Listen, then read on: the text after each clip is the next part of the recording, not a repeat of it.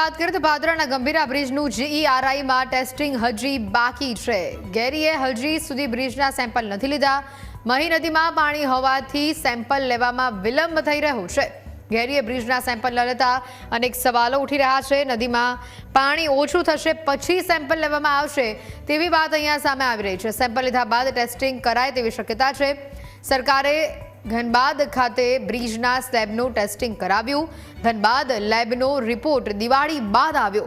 Testing report સરકારે બનાવેલી કમિટીને સોંપવામાં આવ્યો છે।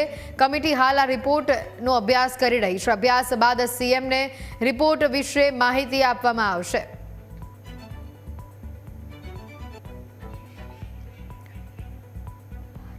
અને આ અંગે વધુ માહિતી મેળવીશું। સંવાદદાતા મલ્હાર અમારી સાથે સીધા અહીંયા જોડાયા છે। મલ્હાર, અહીંયા જે રિપોર્ટ જે છે તે હજી તૈયાર નથી થયો।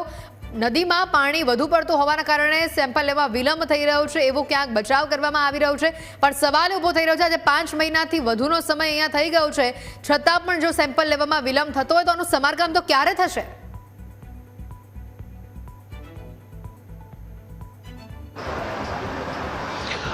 ચોક્કસથી 10 જુલાઈના રોજ જે રીતે મહીસાગર નદી ઉપરથી પસાર થતો જે ગંભીરા બ્રિજ જે છે તે ગંભીરા બ્રિજ ધ્વસ્ત થયો હતો, તેનો એક સ્લેબ જે છે તૂટી પડ્યો હતો, જેના કારણે અંદાજિત 20થી વધુ લોકોના જે છે તે મોત નીપજ્યા હતા। સમગ્ર મામલે સરકારે તપાસના પણ આદેશ આપ્યા હતા।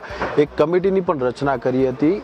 રાજ્ય સરકારે જે છે તે જવાબદાર અધિકારીઓ સામે તો માત્ર બદલીના જ પગલાં લીધા હતા। કોઈને જેલવાસ કે કારાવાસ જે છે તે મોકલવામાં આવ્યા નહોતા, પરંતુ સરકાર જે છે તે સ્લેબ તૂટ્યો તેની ક્વોલિટીની ચકાસણી માટે જે છે તે સેમ્પલ લેવાની કવાયત હાથ ધરી હતી। અને એક ટેન્કર ત્યાં આગળ લગભગ 1.5 થી 2 મહિના સુધી બ્રિજ ઉપર લટકી રહ્યું હતું, પરંતુ સેમ્પલ લેવામાં એમાં પણ વિલંબ સામે આવ્યો હતો। આ ઉપરાંત નદીમાં પાણીનો પ્રવાહ હોવાના કારણે પણ સેમ્પલ લઈ નહોતું શકાયું, પરંતુ રાજ્ય સરકારે જેમ તેમ કરીને સેમ્પલ લીધા હતા। આરએનબી વિભાગ એટલે કે માર્ગ મકાન વિભાગે સેમ્પલ લીધા હતા। આ સેમ્પલનો ટુકડો જે છે તે ઝારખંડની ધનબાદ લેબની અંદર મોકલવામાં આવ્યો હતો, જેનો રિપોર્ટ જે છે તે મહિનામાં આવવાનો હતો, પરંતુ સમયસર રિપોર્ટ ન આવતા જે રિપોર્ટ જે છે તે દિવાળી બાદ આવ્યો છે। એટલે કે દિવાળીના 10 દિવસ બાદ ગંભીરા બ્રિજનો રિપોર્ટ જે છે તે સામે આવ્યો છે। અને આ રિપોર્ટ જે કમિટી રાજ્ય સરકારે નિમી હતી એ રિપોર્ટ કમિટી જોડે આવ્યો છે। કમિટી હાલ આ રિપોર્ટનો અભ્યાસ કરી રહી છે। અભ્યાસ પૂર્ણ થશે ત્યારબાદ આ રિપોર્ટ જે છે તે રાજ્ય સરકાર સમક્ષ એટલે કે મુખ્યમંત્રી સમક્ષ જે છે તે આ રિપોર્ટ મૂકવામાં આવશે, અને ત્યારબાદ તેનું ચોક્કસ કારણ જે છે તે સામે આવી શકે છે। એટલે કે બ્રિજ શા કારણથી તૂટ્યો હતો, કારણ કે વર્ષો જૂનો આ બ્રિજ હતો, લગભગ 45 વર્ષ જૂનો જેટલો આ બ્રિજ હતો।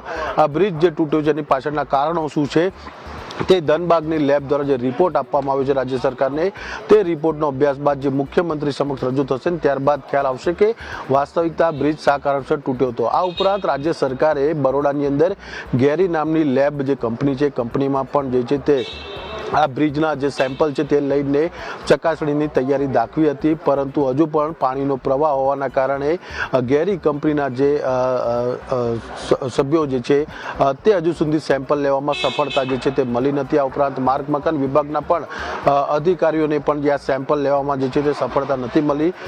પાણી ઓછું થાય અથવા તો પાણીનો પ્રવાહ ઘટે ત્યારબાદ જે છે તે આ સેમ્પલ જે છે તે લઈ શકાય છે, ને તેનું ટેસ્ટિંગ થઈ શકે તે પ્રકારની વાતો અત્યારે સામે આવી રહી છે। એટલે કે અધિકારીઓ પણ આ પ્રકારનું કહી રહ્યા છે કે બરોડાની જે ગેરી કંપની જે છે તે ગેરી કંપનીએ હજુ સુધી સેમ્પલ લીધા નથી। સેમ્પલ લેશે ત્યારબાદ તેનો પણ શું રિપોર્ટ આવે છે તેનો પણ અભ્યાસ કરવામાં આવશે। એટલે કે ધનબાદ લેબનો રિપોર્ટ અને ગેરી કંપનીનો બંનેનો રિપોર્ટનો અભ્યાસ પણ થશે, અને તેમાંથી ચોક્કસ કારણ શું હતું બ્રિજ તૂટવાનું તેનો માહિતગાર જે છે તે રાજ્ય સરકાર એટલે કે મુખ્યમંત્રી સમક્ષ કરવામાં આવશે, અને ત્યારબાદ ખ્યાલ આવશે કે આ ગંભીરા બ્રિજ તૂટવા પાછળનું મુખ્ય કારણ શું હતું। બિલકુલ મલ્હાર, આભાર વિગતો બદલ।